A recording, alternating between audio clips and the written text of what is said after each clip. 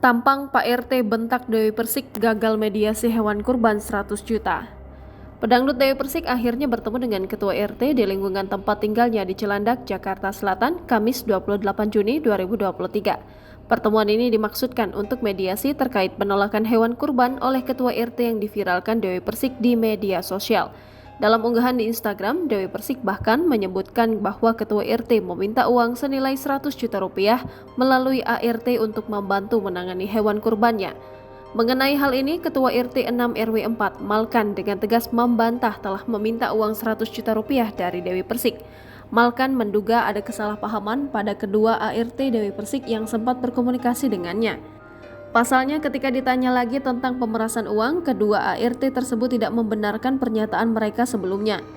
Pertemuan Dewi Persik dan Ketua RT 6 Malkan pada Kamis 29 Juni 2023 sore berlangsung memanas. Dewi Persik dan Ketua RT 6 Malkan terlihat bersih tegang.